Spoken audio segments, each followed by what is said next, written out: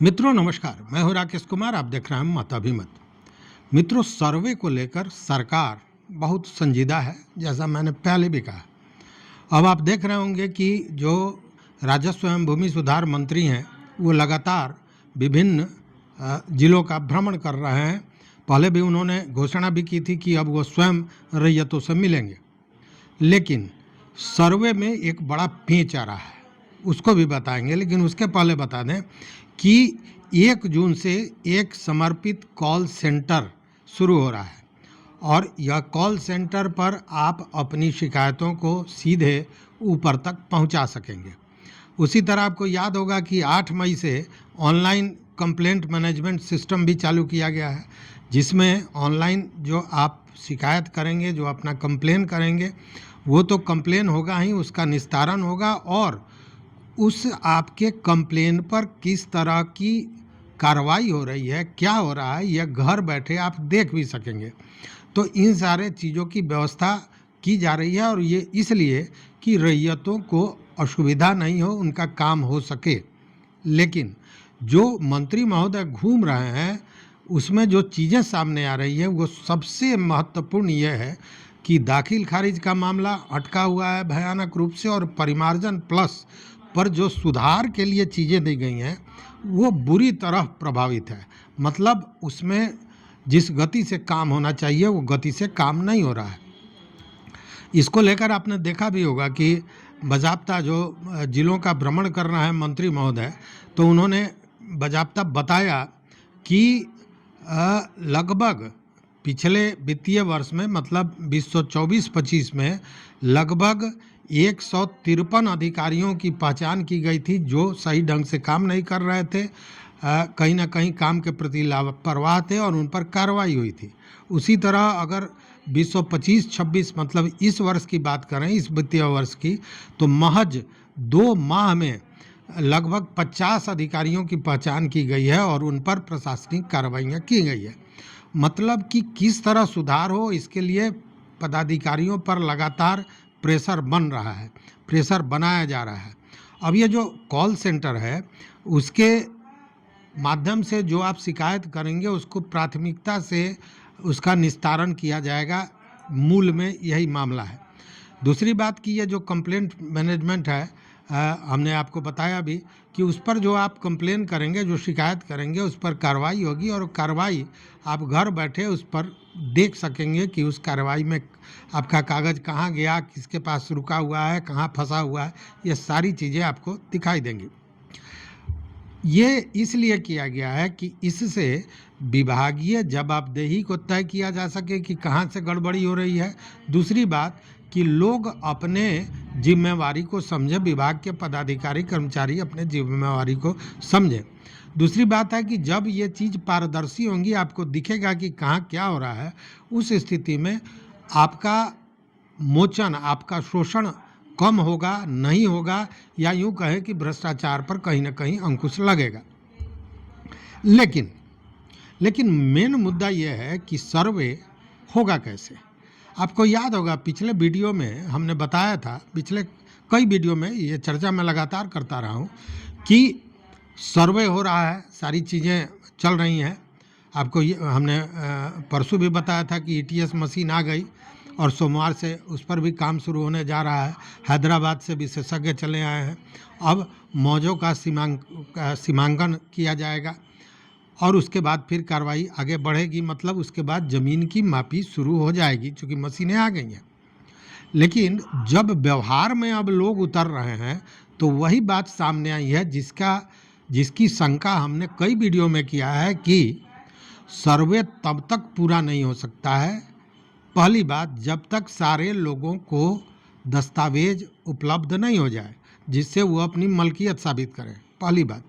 और दूसरी बात कि बहुत से लोगों के दस्तावेज में गलती है, जमाबंदी में खाता नहीं है, खेसरा नहीं है, रकबा गलत है, तरह तरह का, किसी का नाम गलत है, किसी का मौजा गलत है, बहुत सी चीज़ें हैं। और इसी के लिए परिमार्जन प्लस लाया गया था। अब परिमार्जन प्लस पर लोग दिए हुए हैं। मान लीजिए कि हमारे पास जो कागजात है, जमाबंदी का कागजात है, और जमाबंदी ये दिखा रहा है कि हमारा जो खाता नंबर 22 खेसरा नंबर 224 है उसमें 4 कट्ठा ज़मीन है, ये जमाबंदी में दिखा रहा है, जबकि सच्चाई यह है कि मेरा 4 बीघा है। अब 4 बीघा वहाँ पे 4 कट्ठा हो गया है।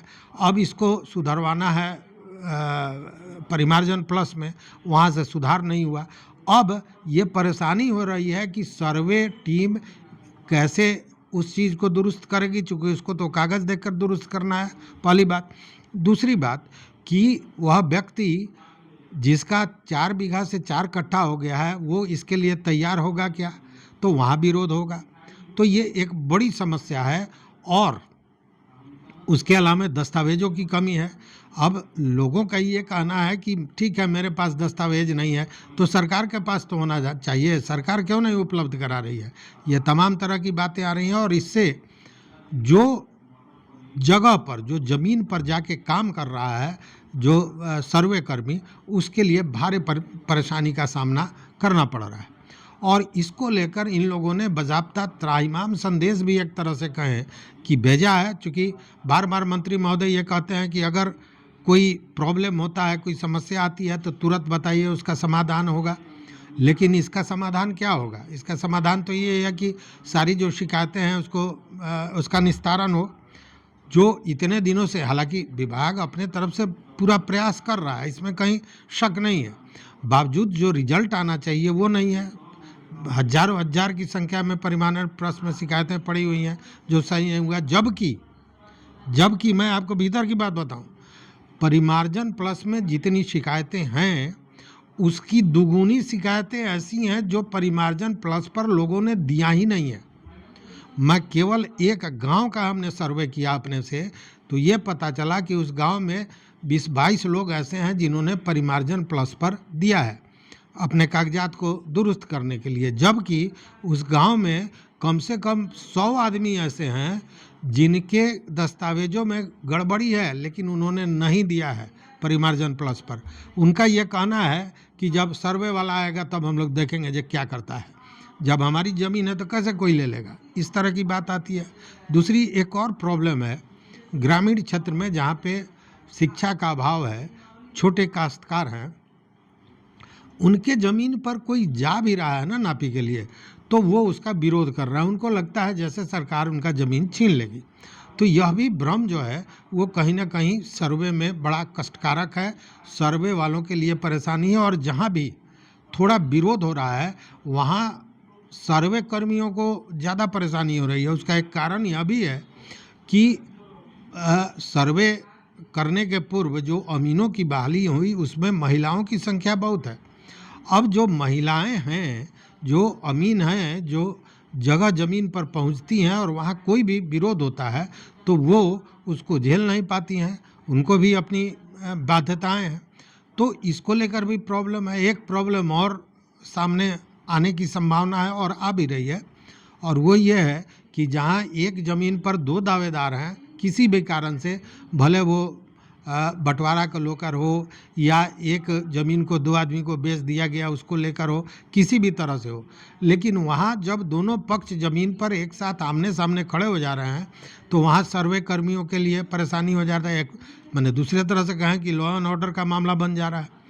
तो ये सारी परेशानियाँ हैं, इसको लेकर त्राहिमाम संदेश भेजा गया है। देखने वाली बात है कि इस पर विभाग किस तरह का रुख अख्तियार करता है। हालांकि यह आप जानते ही होंगे कि अक्टूबर-नवंबर में चुनाव भी होने वाला है, तो जब चुनाव बहुत नज़दीक आ जाएगा तो निश्चित रूप से सर्वे के काम में ढीलापन आएगा ही आएगा, जानी हुई बात है, चूँकि सारे लोग इलेक्शन मोड में आ जाएंगे। हालांकि राजनीतिक दल और राजनेता जो हैं वो तो इलेक्शन मोड में आ चुके हैं। तो प्रशासन भी लगभग कार्रवाइयाँ शुरू हो गई हैं, हर जगह सेल वगैरह बनना चालू हो गया है इलेक्शन के लिए।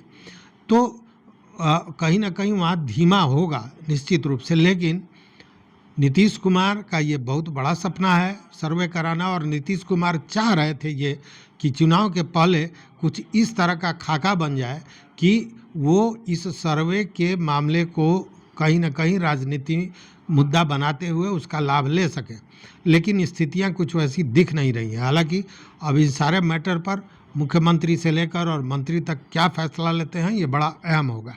तो ये नया अपडेट था। हालांकि ये अपडेट ऐसा नहीं है जो आप नहीं जानते हैं। जगह ज़मीन पर जब आपके यहाँ पहुँचता होगा तो आप लोग भी इस तरह की चीज़ों को देखते होंगे, अनुभव करते होंगे। तो इस वीडियो में बस इतना ही, लेकिन अगर कोई नया अनुभव है, कोई जानकारी हो तो निश्चित बताइएगा हमारे कमेंट बॉक्स में, या हमारे डिस्क्रिप्शन में व्हाट्सअप नंबर है, उस पर बात कीजिएगा। तो देखते रहिए मत अभिमत। मित्रों, चैनल पर नए हो तो सब्सक्राइब कीजिए, लाइक कीजिए, दोस्तों के साथ शेयर कीजिए और अपना विचार जरूर दीजिए। बहुत बहुत धन्यवाद, कोटि आभार।